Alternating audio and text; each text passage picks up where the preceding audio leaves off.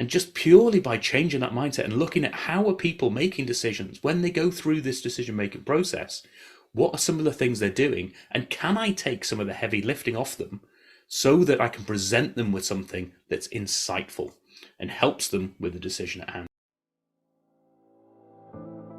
Hi, and welcome to Helping You Perform. I'm your host, Paul Teasdale. Over a career working with high-performing teams from across the globe, including 7 years working with Formula One team McLaren, I've learned a lot about what it takes to drive results.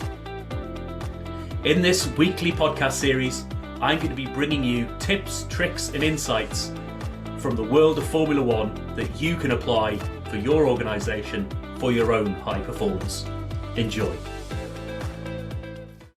Hi everybody, and welcome to another episode of the Helping You Perform podcast, where I bring the learnings that I've taken from my 7 years working with Formula One team McLaren and help bring those tips, tricks and insights so that you can apply those learnings for your own performance. In last week's episode 6, we covered off the P element of rapid. That's P for people. And specifically, we talked about people and capability. How do you ensure you've got the right people in the right roles? And how do you ensure that you're not missing out on the talent pools that are out there? Now, in today's session, we're going to be covering off I for insights from that rapid model. Now, before I get into a couple of stories about what that means in the world of Formula One, I just want to give a couple of definitions as to what do I mean when I'm talking about insights, and how does that differ from data and information? Now, in my simplistic mind, data is the what, information is so what, and insights are what now.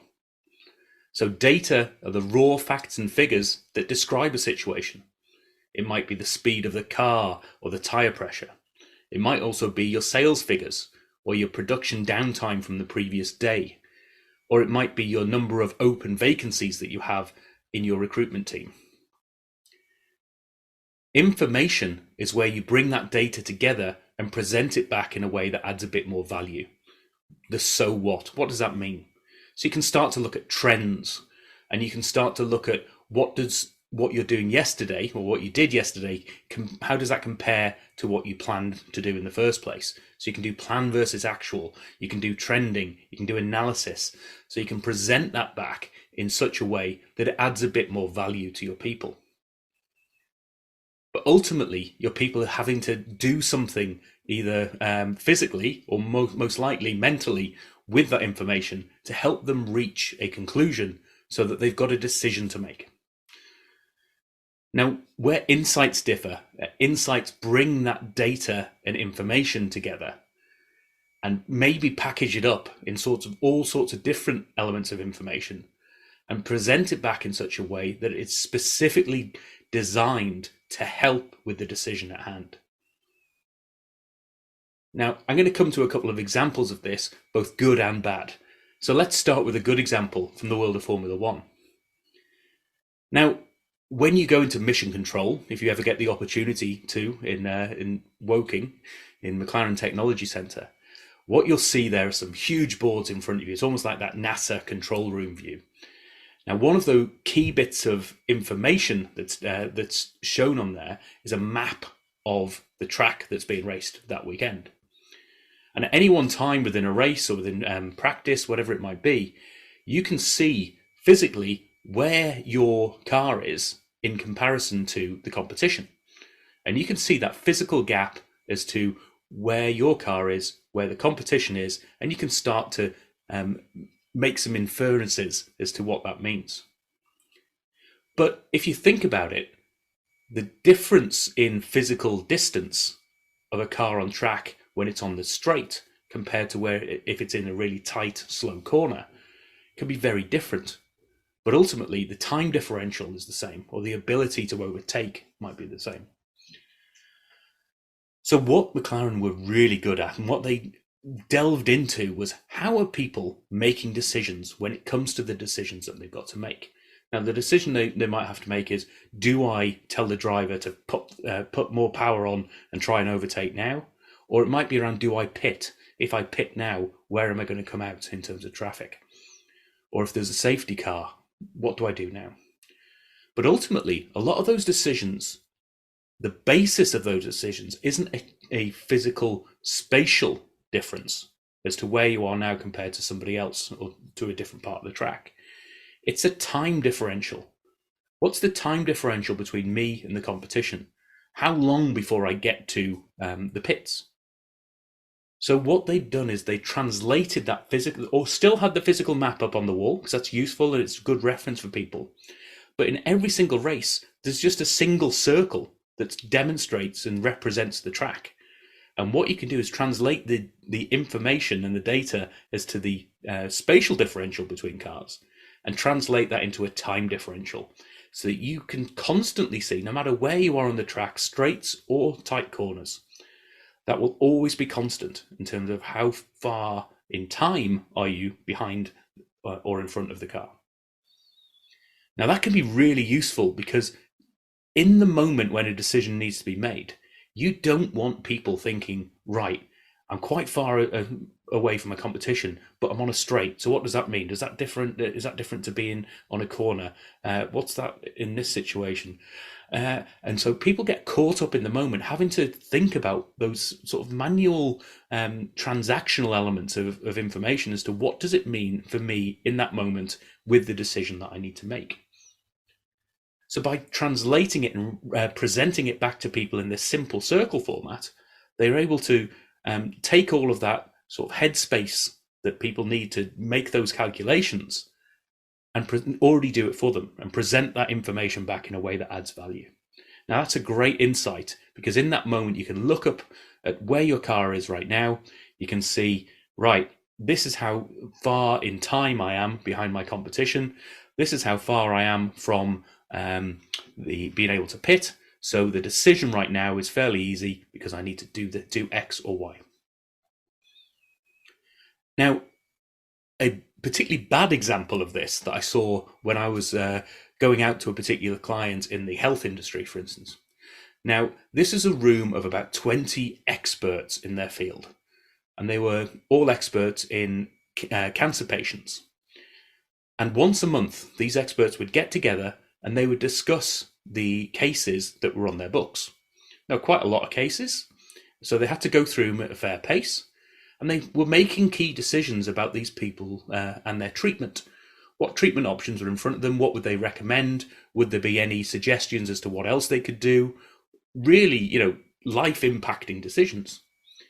And one of the first things I noticed was that everybody sat down and had a printed version of a report of each of the individuals. And that individual report would have the name, the date of birth, a few key facts and figures about some of maybe their blood metrics, and they would then discuss case by case what's going on.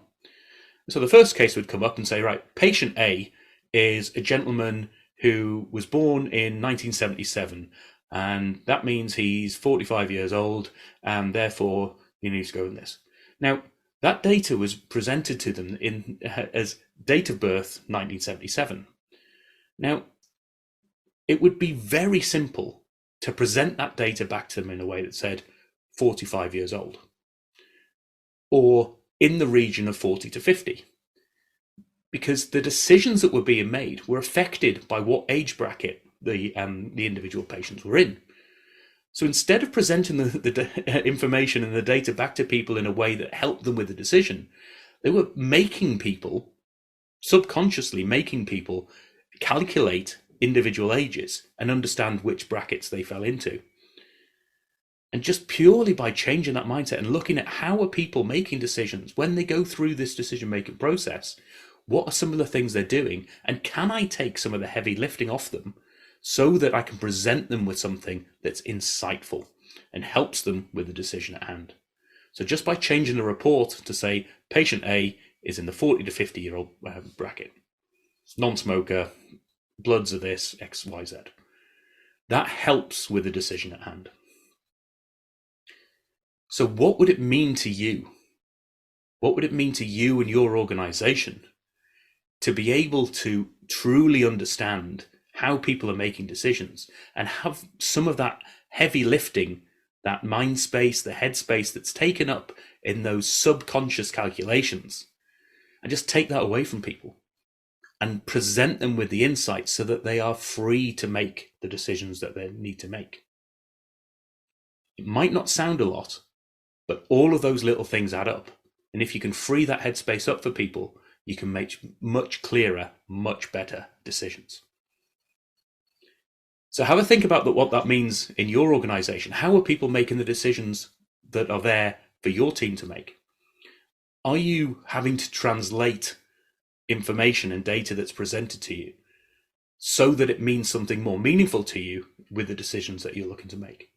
And can you go back to the people who are presenting that information to you and say, can you give me this in a more insightful way? And insightful for me means presenting it in X, Y, and Z fashion. Or if you're the person who's in charge of giving that data and information back to people, truly get under the skin as to how are they making those decisions? What are they doing? What calculations, what sort of questions have they got in their mind when they're making those decisions? And what can you do to present things in a way that truly helps them to make the best decision at hand? So have a think about that for your organization. Truly test yourself. Are we providing insights to our people, or are we just giving them data and information? And in next week's episode, we're going to talk about D for data. And how does this relate to insights that we've just started to generate? As always, please reach out to me with any feedback, any additional questions, any of these areas you want me to dive into in a bit more detail over the coming weeks. And I can work on that and make sure that I'm giving you the value that you need in these episodes. And as always, again, I do offer, and I mean this, a free, no obligation 30-minute chat where just contact me, we'll set up some time, we'll talk about what this means to your situation and how I can add value to your situation, and then we can discuss where things go from there. I hope you've enjoyed this episode, and I look forward to speaking to you next week. Thank you for listening to this episode of the Helping You Perform podcast. If you found value in this episode, please take a moment to like, share, or review the podcast. You can reach out to me at any time, either through LinkedIn or through my website at www.paulteasdale.co.uk. I look forward to speaking to you in the next episode.